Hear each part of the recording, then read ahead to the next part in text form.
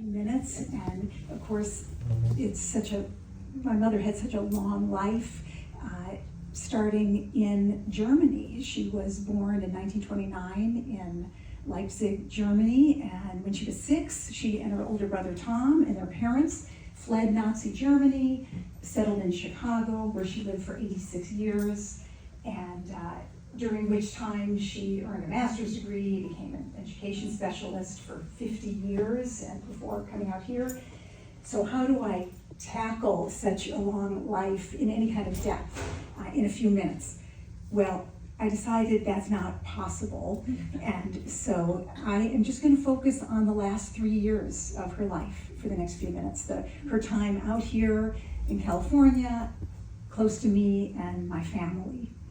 So she and I actually talked for years about her moving out here, and she always said, well, when I'm ready to stop teaching, when I'm ready to retire, that's when I'll move to California. And that was the status quo for a long time, until one particular incident occurred, kind of an series of events in the spring of 2022. She was still in Chicago. It was a little over 3 years ago.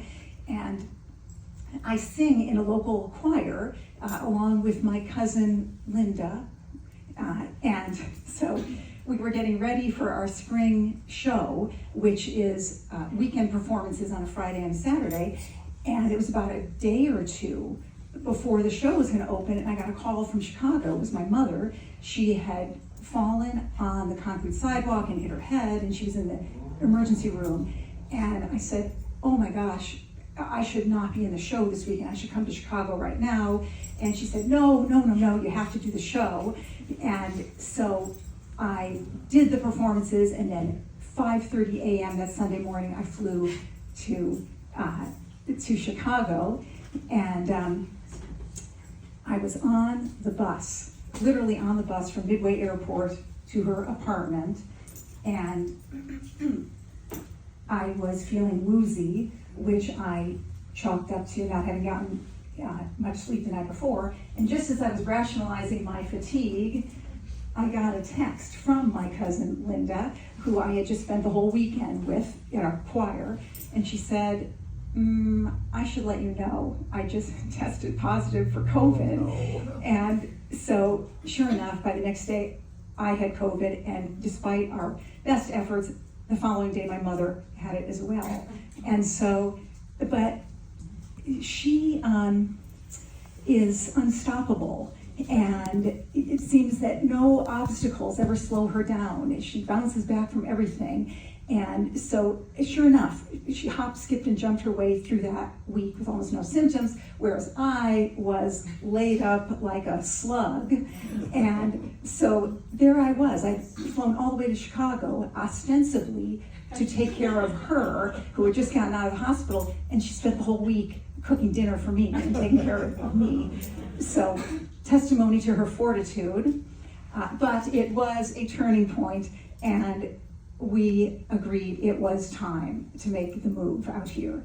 So, that way, if anything else happened, I would be right there. So she agreed it was time to retire, and we made our plans. And I made a couple more trips to Chicago. My sister Jess came on the last trip, and we got her all packed up. And she was always incredibly organized and efficient. And so she had already given away, thrown away, recycled a ton of stuff. And the movers came, and finally it was just us and our suitcases in an empty apartment. And after all those years in Chicago, and I said to her, Mom, are you going to miss your home in Chicago? And she said, good riddance. I'm ready to go. So that was that. We flew to Oakland. My husband Craig picked us up, and we got her settled in at the Redwoods. And at age 92, she started a whole new life out here in California, and she hit the ground running. She went to the gym every day to work out, where she worked with wonderful Nick, who runs the wellness center. He became a very good friend and support to my mother, and she met all these wonderful people. It seemed like every turn of the bend, it was another friend, and she would call me and say, oh, you know, I met this lovely person, Sally, and, or let's see, or Madeline, and she said, oh, I met this interesting couple, George and Louise.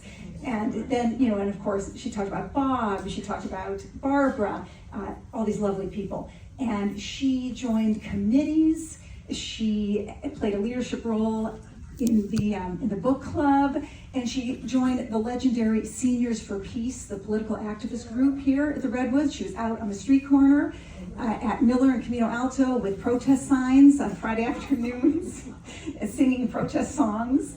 And by the way, I should mention, she did not actually retire.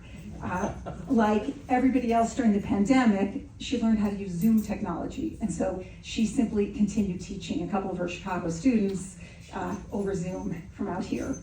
And on top of all this, she became a closer part of my life and my family's life.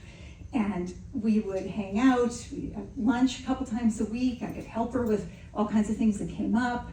She came to our choir shows and was there for our big family gatherings. And she could do grandmotherly things like help my son with his homework and go to his piano recitals.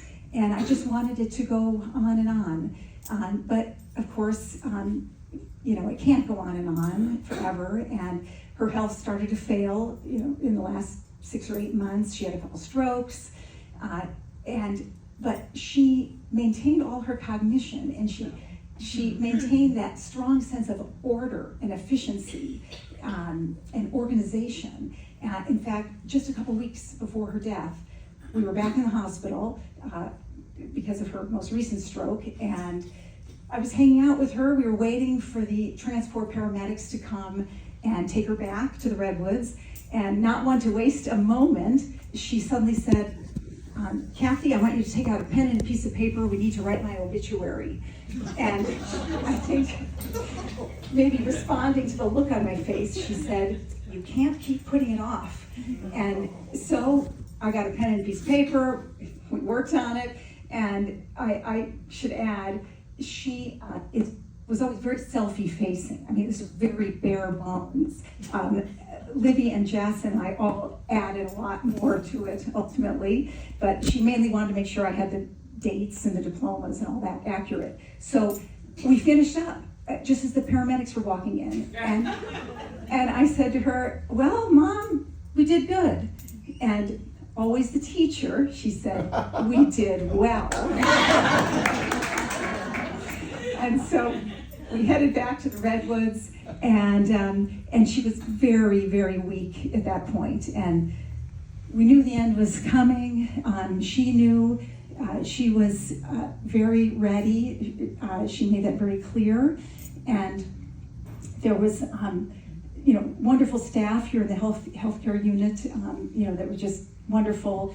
There was our favorite, Libby and Jess, my favorite nurse assistant, Cheryl, who I was hoping would make it here, but she may also have gotten stuck in traffic. But Cheryl was so kind and wonderful to my mother, and so good to me, especially in those final few days where I was really struggling to deal with what was inevitable.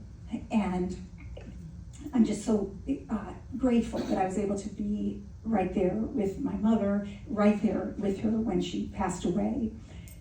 And, well, she left Germany and she never looked back. She left Chicago and she never looked back. And now she's left us. But I think she might be looking back, at least briefly, to smile on all of us who loved her. And I will hold her in my heart. I'm very proud to be her daughter, and I'll miss her every day. Paper. Kathy's a little bit more practiced at public speaking in these last years than I am. Yeah, when someone lives 95 years, what do you highlight? It's impossible, but I thought, I'm going to focus on some qualities of my mom's that I always really admired. And one, Kathy's kind of alluded to this, her industriousness, how productive she was, It's so dedicated in her career. And I mean, the synonyms, they go on and on. I mean, all those years and years of tutoring and testing, dozens and dozens and dozens of students. And and she loved it. I mean, she thrived in it. She really found her calling. And not everybody finds that. And I think it's really in retrospect that I realize that it was so important that I saw that all those years growing up. And I was 10 when she went back to school to get her master's in education. So I was a kid. I wasn't little, but I can hardly remember a time before her big career was a part of all of our lives. I mean, I guess I have a vague memory of the ping pong table that sat in what became her office, but anyway. And I mean, all those lively students coming in and out of our house every day. I mean, how many after-school snacks did I share with, as we're sitting around the kitchen table with all those kids? And anyway, that goes way back. I mean, some of those kids still are, only a few years younger than I am. But anyway, my mom was very hardworking and very dedicated to her career. And I'd also like to mention a quality that I admired was just the efforts she made to keep up with everybody, to keep in touch, to reach out. She kept up with everybody. That's hard to do. I mean, at least the way I see it, I'm the opposite. We looked into her phone, of course, and at her contacts, and there were approximately a zillion. And so my sisters and I divided up all those folks, and we emailed, after Mom passed away, emailed and texted and called everybody. And, it wasn't just that she kept up with everyone. She made other people feel good by it. And it was a win-win situation. Okay, now, on a more personal family note, I want to say that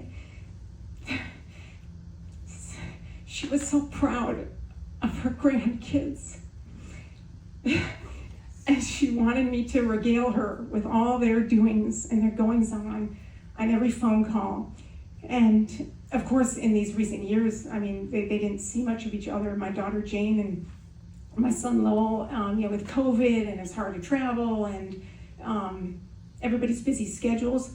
But I'm just so thankful that last summer we were able to make a big trip out here. Lowell and Jane and I, it was an action-packed trip. Kathy and her family, we went all over the place, did all kinds of stuff, including spending a lot of good time, they got to, with their grandmother. And of course, poring over all the old photo albums, all those old photos, right upstairs in her lovely Redwoods apartment. And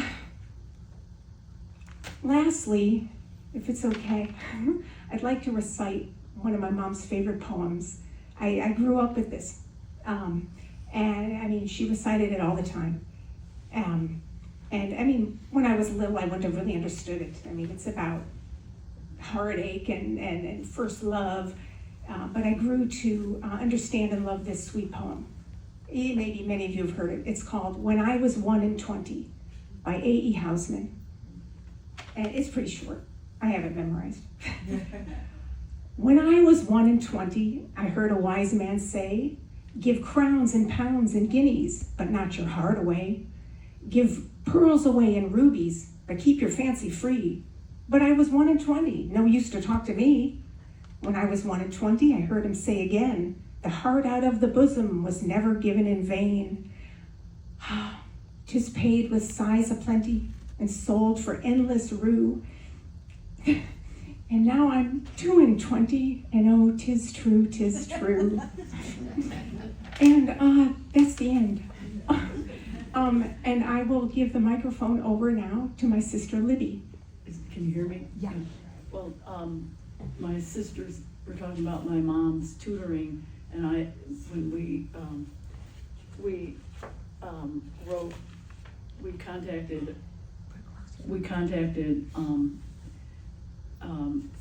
families when my mom wanted contacted when she passed away, and it was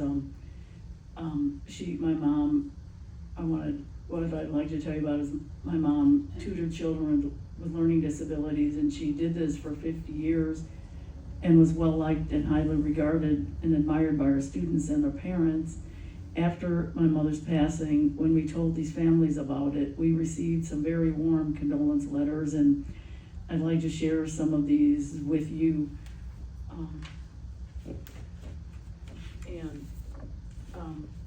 One former student wrote, "I am so sorry to hear this. I appreciate you sharing this sad news with me, and I will certainly contact my mother. Your mother was such a formative part of my childhood, both personally and academically. I know I speak for all of her students when I say she was the most kind and patient teacher one could ever ask for. My thoughts are with you and your family." And another one. Another student said, "It's hard to put into words the impact your mother had on my education and future as a whole. Growing up, I severely struggled with my reading, and she was absolutely pivotal in helping me overcome my learning difficulties and achieve success.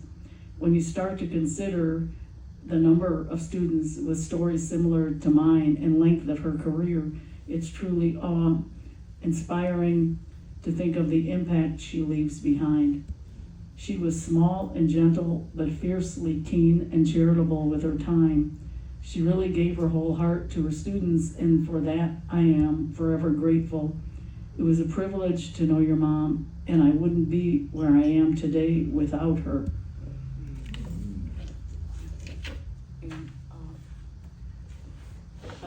A mother wrote, "Oh, I'm so sorry for your loss. Thank you for letting us know your mother holds a special place in my heart. She was my son's tutor and a dear friend to us. Your mother was so bright, kind, and beautiful. She was extraordinary and had a huge positive impact on our lives. I thank God for her every day. I will cherish my memories of her and appreciate that she thought of us. May that incredible, fierce little lady rest in peace. I will miss her."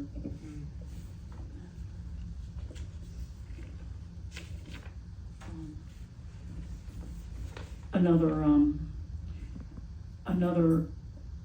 mother wrote, "I told my daughter this morning and she teared up right away. She said how regretful she feels that she hadn't been better at keeping in touch with Judy. I think she always felt Judy was invincible and was so surprised and saddened to hear of her passing, especially realizing there's no second chance to give her a call and update her on college. Judy had such a great impact on my daughter's life. She was tough on her, but my daughter always knew it came from a place of deep care and belief in her abilities. That dedication helped my daughter not only become a successful high school student earning acceptance to Jones College Prep, but also a confident college student today. We will always be grateful for the role Judy played in her journey." And one more. Another mother wrote, "Our boys have such fond memories of their time with Judy. She not only taught them how to read, but helped instill in them a genuine love for it as well. We all remember how she would so thoughtfully prepare special reading packets for them whenever we were going on a long trip, ensuring they would still get in their daily practice. Those small but meaningful gestures made a lasting impact. We know they would not be where they are today without her dedication and care."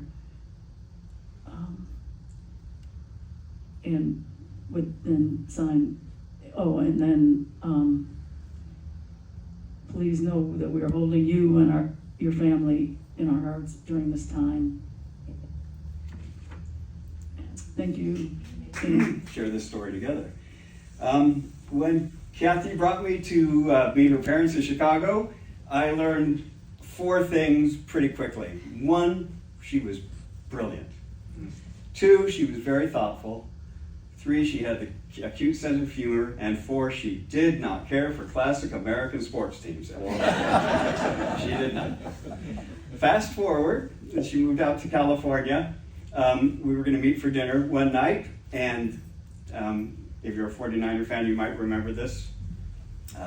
When they signed Christian McCaffrey, the premier running back and Stanford player, also known as CMC. So we were looking for parking, and the car pulled up, and just spontaneously I rushed up to the car and said, Judy, what do you think? The Niners have signed CMC. She didn't miss a beat. She looked at me and said, I have no idea what you're talking about. Well, from then on, it kind of became a thing where we would, and my son, Torin, being a fellow sharing my sense of humor, played along also, where we would rush up to Judy and talk to her about football and the 49ers. And I think slowly but surely, we started to win her over. I think you saw the picture with Torin and her 49er t-shirt. And lo and behold, 2 Super Bowls ago, she watched the Super Bowl. And she said it was really exciting. And I said, Judy, a good football game is unscripted drama. And she said, yes, but it would have been better if they won. Which we could all agree to. But what really touched me was Judy's thoughtfulness and open-mindedness. And I remember we were up in her apartment, and I was helping her with some Band-Aids, and I was telling her that sports can mean a lot to a lot of different people. My brother and I were sent to Panama when we were kids, high school, and he was younger, and away from our home and our family. And then later on, when I was in the service, again, in the far-flung reaches, away from home and family, and was always a little bit homesick. And what a sports team could do could give you a little bit of home. It could give you something to root for and connect with. And I knew guys from California, the Bay Area, that I probably would have never socialized with, but when the 49ers were on, we could all get together and root for the 49ers. And you've got to understand, in the Army, when you're all wearing the same clothes and eating the same food and doing the same job, it's kind of hard to find individuality, so where you're from becomes even more important. And Judy, because of the heart she had, understood this. And that's why we're wearing these hats. So thank you, Judy, for your understanding and for your love for us and the family. And now Torin wants to share something too. I think you've all gotten a little Hershey's, and he's going to explain why. The explanation for the Hershey's is once my grandma got sent to healthcare, I was trying to think of something that would cheer her up and just brighten her spirits one day. So I asked my mom what her favorite candy was, and she said a good old Hershey bar. So from that point on, every time I went, I got her a Hershey bar on from the gas station on the way, and brought it to her, and it just brightened her entire day.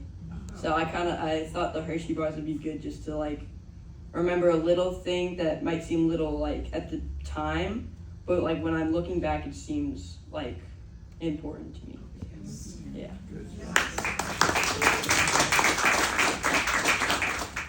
I'm the one who drew the little sign for her that said Judy with the flowers. I was really surprised when Catherine came up and asked if I wanted to make the sign for her. But I did it, and I hope she did, and she enjoyed it, and it made me realize how supportive she was, and she was really good-natured and supportive in general. She was always asking me what I was doing, and she was always asking about Torn and what he was doing, and she was always trying to be there for all of us. She'll be greatly missed by all of us, I'm sure. I'll definitely miss her sense of humor and her funny sayings. It was always so funny whenever Catherine would come back and say something that Judy said. That was so funny. It was like she always said what everyone was thinking, and it was like, but she wasn't afraid to say it. So that's what was great about it.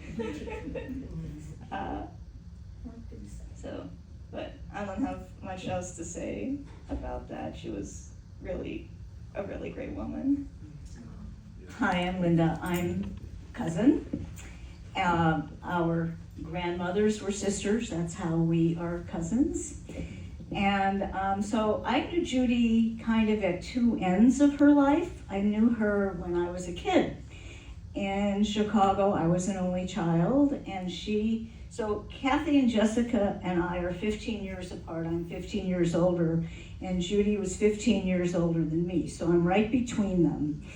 And when I was born, my mother, I guess, decided to call me Linda, but Judy said, if you're gonna call her Linda, you better spell it with a Y. And so my name is Linda with a Y because of Judy. And I was always kind of just in awe of her because she was, my kind of like my older sister in a way, but I wasn't there that long. Later, although her wedding, the wedding, I was 11 and I was the junior bridesmaid, and it was the most important day of my life. I don't think I ever took a bath as long before the wedding as I had on that day because it was so exciting and so fancy, and I was so, happy about it. And then, of course, when Libby was born and the kids were born, I used to babysit for them, but then I kind of left and did my life. I was 18 and I went off on my life, and I didn't really see her very often until now when she came to Mill Valley, and I happened to be here, and it was so serendipitous how Catherine ended up here, and we have become so close and kind of like sisters too. And so when Judy was here, I was kind of another family member who could help, and the one thing that I did a lot with her was take her grocery shopping. And we would go to the Safeway, and she was in her walker. Judy is so full of piss and vinegar. It was so feisty. And I was astonished because I didn't remember that as much from my childhood. And it was like sometimes, so she would have a list, very organized. She knew exactly what she wanted. She knew exactly where it was in every part of the Safeway. And I had the cart, and she had her walker, and she was like, like that, and I'm following behind her to get the groceries that she wanted, and then if I got something, no, I don't want that, no, and so she could be very and it was just, but she was so interesting and so, literate, and we had all kinds of conversations about books and people and family, so it was just a blessing that we were able to share some time together later in her life. And just another thing, that struck me about all of this is that she's the last person of this generation. So it was my parents, who died way too young, Tom, who was her brother, and Gladys, his wife, and your dad, and then her. And so last night I was rummaging through many photos, and I have boxes and boxes and boxes of photos and various things, and I came across, in the midst of all of this something that somebody had read at another memorial service. I didn't know where it came from. It was a friend of mine, father, years ago, but I read this and I liked it, and it sort of I would like to just read this. Reminded me of all of these people that we're going to remember. It's called Remembrance, and it just says, in the rising of the sun and its going down, we remember them. In the blowing of the wind and in the chill of winter, we remember them. In the opening of buds and in the rebirth of spring, we remember them. In the blueness of sky and the warmth of summer, we remember them. In the rustling of leaves and the beauty of autumn, we remember them. In the beginning of the year and when it ends, we remember them. When we are weary and need of strength, we remember them. And when we are lost and sick at heart, we remember them. When we have joys that we yearn to share, we remember them. So long as we live, they too shall live, for they are now part of us as we remember them. And I didn't really have a chance to prepare something, but just listening to all the wonderful speeches by, my mother and her sisters and everyone else, I just had all these floods of memories coming back from when I was little and with Grandma. And, she was dedicated to her students. She was a teacher, and that's how I remember her as. And I remember when I was little, I was like in speech therapy, and I was never in the highest reading group, but for a couple of years, I remember always taking Mom aside when Grandma was visiting and asking her kind of how many grammar worksheets did she bring for me. But eventually, I would say around 4th grade, I really had a love of reading, and I came to appreciate what I always knew about her, which was how brilliant she was. So when she called me for like the last decade or so, she'd always ask me, "What are you reading?" And chances were that she had already read it before. And there came a point where I just wanted to kind of like impress her. So like before the call, I would kind of go over like, what's a little analytical thing I can say about this book, so that I can say it, and she'll go, "Oh, like, yes, you got that, that's correct." And then just other things, like little things, like we always played Scrabble, and we made jokes because she would take so long. She always wanted to make the best possible word, and she was really good at it, but we'd call it, pulling a grandma when you take a really, really long time. And, not to make it about myself, but I would say that I win Scrabble a fair amount now that I'm older, and I always just think about Grandma, and I take a long time too. So, as I grow up, I'm proud of all the things she taught me, and I hope to be like her. I realize how industrious she was and just how much of like a modern woman she was. And yeah, so that's all I really wanted to say. We got the mountains here. No mountains in Florida. It's very, very flat there. We'll look right behind, a beautiful mountain behind us. It's been mentioned quite a few times, her industriousness, and I think perhaps that came from her parents, who both were both physicians. For her mother to be a physician in that era was quite rare, and she was certainly a strong-willed and driven woman, and I think that got passed down to both Judy and to my father Tom, both of whom, again, didn't really believe in retirement. And my father was working at age 92 on his last book, passed away at 94, and Judy, sounds like working until a few months ago and passed at 95. Yeah, but the sense that you've got to keep going, you've got to keep busy, it's been repeated, but it strikes me. Something that's really not been mentioned in kind of my a way I related to Judy is her cultural interest. For years and years, they went to the opera in Chicago, and I was always interested in music, classical music, from a fairly young age, but not opera until later in life. And one summer, I would summer often in Colorado and then take a road trip around the western states.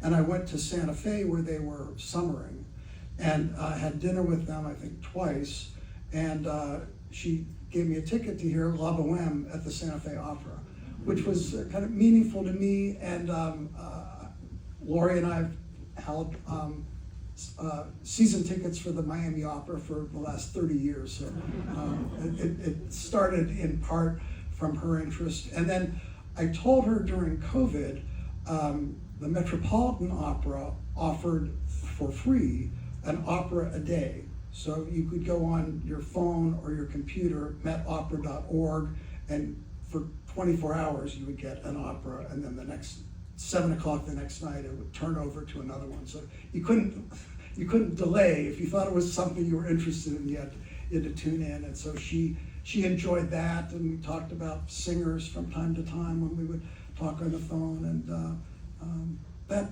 part of her is, kind of touching to me as well.